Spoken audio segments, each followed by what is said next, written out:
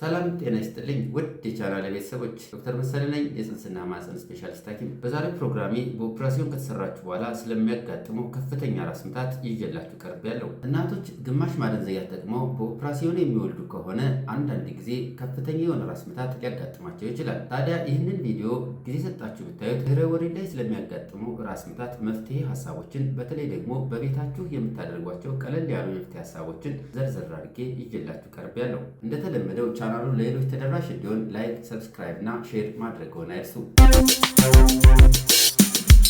እናት በኦፕራሲዮን ለመውለድ በምትዘጋጅበት ጊዜ ሁለት አይነት የአነስቴዥያ አማራጮች ሊነገሯት ይችላሉ። እነኚህም ሙሉ ለሙሉ መተኛትና በግማሽ ማደንዘያ ሲሆኑ ይህም ደግሞ ስፓይናል አነስቴዥያ ወይም ደግሞ ጄኔራል አነስቴዥያ እንላቸዋለን። በዘመናዊ ዓለም ግማሽ አነስቴዥያ ወይም ደግሞ ስፓይናል አነስቴዥያ እጅግ በጣም ተመራጭ ነው። ይህም ዘርፈ ብዙ የሆነ የጤና ጥቅሞች ስላሉት ነው። በግማሽ አነስቴዥያ ወይም ደግሞ ስፓይናል አነስቴዥያ ወስደው ከወለዱ እናቶች ውስጥ 10 እስከ 30% የሚሆኑት እናቶች እስከ 3ኛው ቀን ባለው ጊዜ ውስጥ ከፍተኛ የሆነ ራስ ምታት ሊያጋጥማቸው ይችላል። ይህም ሕክምና ካልተደረገለት እስከ 15 ቀን ድረስ ሊቆይ ይችላል። ለዚህ ከፍተኛ ራስ ምታት መነሻ ምክንያት የሆነው መድኃኒቱን ለመስጠት በሚካሄደው ፕሮሰስ ላይ የተወሰነ ፍሉድ ወይም ደግሞ ሴሴ ፍሉድ ስለሚፈስ፣ ይህም የህብረ ሰረሰር ውስጥ ፈሳሾች ስለሚፈሱ የፈሳሹን ፕሬሸር ስለሚቀንሰው በዚህ የተነሳ ከፍተኛ የሆነ ራስ ምታት ሊፈጠር ይችላል። ብዙ ጊዜ ይህ ከፍተኛ የሆነው ራስ ምታት በዚህ ምክንያት የመጣ ከሆነ ስንነሳና በምንቆምበት ሰዓት እጅግ በጣም የሚብስ ሲሆን፣ በተቃራኒው ደግሞ በጀርባችን ስንተኛ የተወሰነ እፎይታን ይሰጠናል። ከዚህ ከፍተኛ ከሆነው ራስ ምታት ጋር ተያይዘው ሌሎች የተወሰኑ ምልክቶችን በምናይበት ጊዜ አንገትን ጭምድድ አድርጎ መያዝ፣ ጆሮ አካባቢ የሚሰማ ድምፅ፣ እንዲሁም ደግሞ ብርሃን፣ የፀሐይ ብርሃን ለማየት መቸገር ወር ደግሞ ፎቶፎቢያ፣ ማቅለሽለሽ፣ አንዳንድ ጊዜ ማስመለስ ሊያጋጥሙ ይችላሉ። ግማሽ ማደንዘያ ወስዳ ከፍተኛ የሆነ ራስ ምታት ላጋጠማት እናት በቤቷ ምን መንገዶችን ብታደርግ ከዚህ ከፍተኛ ከሆነው ራስ ምታት ራሷን መከላከል ወይም ደግሞ ማዳን ትችላለች የሚሉትን የመፍትሄ ሀሳቦችን የተወሰኑትን አንድ ባንድ እያነሳን የምንነጋገር ይሆናል። የመጀመሪያው በቂ የሆነ ፈሳሽ መውሰድ። በቂ የሆነ ፈሳሽ በምትወስድበት ጊዜ ጎሎ የነበረው ወይም ደግሞ ሊክ አድርጎ የነበረው ሴፍ የምንለው ፍሉድ በተወሰነ መልኩ ሊተካ ስለሚችል ይህም ራስ ምታቱ በተወሰነ ደረጃ እንዲቀልና እንዲሻላት። ሁለተኛው አነቃቂ ነገሮች ወይም ደግሞ ካፊን ነገሮችን መውሰድ። ካፊን እንግዲህ በተለያየ መልኩ ሊገኝ ይችላል። ለምሳሌ ቡና ጋር ይገኛል፣ ሻይ ጋር ይገኛል፣ ጥቁር ቸኮሌት ላይ ይገኛል።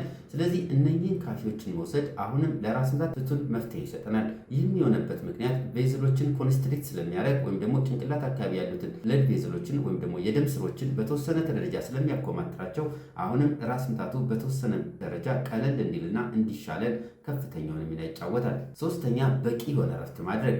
በተለይ ለአንድ ሳምንት ያህል ትራስ ሳትጠቀም ብትተኛ ከዚህ ከፍተኛ ከሆነው ራስ ምታት ራሷን ለመከላከል የላቀውን ሚና ይጫወታሉ።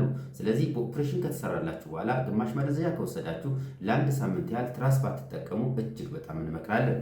አራተኛ መድኃኒቶችን መውሰድ። በተለይ ደግሞ የህመም ማስታገሻ መድኃኒቶችን ከህክምና ቦታ ወደ ቤታችሁ በምትሄዱበት ጊዜ ሁሉም እናቶች ይሰጣቸዋል። እነኚህን የህመም ማስታገሻ መድኃኒቶች በታዘዘው ልክ ሰዓቱን ጠብቆ መውሰድ ከዚህ ከፍተኛ ከሆነ ራስ ምታት ራስን ለመከላከል አይነተኛው ሚና ይጫወታሉ።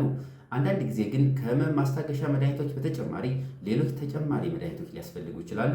እነኚህ መድኃኒቶች ግን በህክምና ቦታ በህክምና ባለሙያ የሚሰጡ ስለሆነ በቤታችሁ እነኛን ነገሮች አድርጋችሁ ለውጥ ከሌለው ካልተሻላችሁ ወደ ህክምና ቦታ ብትመጡ ሌሎች በጣም ፍቱን የሆኑ ራስ ምታቱን ሊያስታግሱ የሚችሉ ብዙ አማራጭ ብዙ አይነት የህክምና መድኃኒቶች ስላሉን እነኛ መድኃኒቶች መስጠት እንችላለን። ምናልባት መድኃኒቶች በመርፌ በሌሎች አማራጮች የሚሰጡ መድኃኒቶች ሊኖሩ ይችላሉ ማለት ነው። አምስተኛ ብለድ ፓች። ይህም ማለት የተወሰኑ የደም ተዋጽኦችን ስፓይናል አነስቴዥያ በሰጠንበት ቦታ ላይ እንዲገባ ማድረግ። ይህም የጎደለውን ፈሳሽ ከመተካቱን ባለፈ ቀዳዳው እንዲደፍን ወይም ደግሞ ሲል እንዲያደርግ የራሱ የሆነ አስተዋጽኦ ያደርጋል። ይህን አማራጭ ግን ሌሎች አማራጮችን ሞክረን ካልተሳካና ህመሙ የማይታገስ ከሆነ የምንወስደው የመጨረሻ አማራጭ ነው። በዚህ ምክንያት በጣም ብዙ እናቶች ከህመማቸው የሚታገዙና ይህ ከፍተኛ የሆነ ራስ ምታት የሚለቅበት አጋጣሚ እጅግ በጣም ብዙ ነው። በማህፀንና ዙሪያ ጥያቄዎች ካሏችሁ አስተያየት መስጠው ላይ ያስቀምጡ። ለዛሬ ያዘጋጀሁት ይህንን ይመስላል። በሌላ ፕሮግራም እስከምንገናኝ ቸር ሰንብት።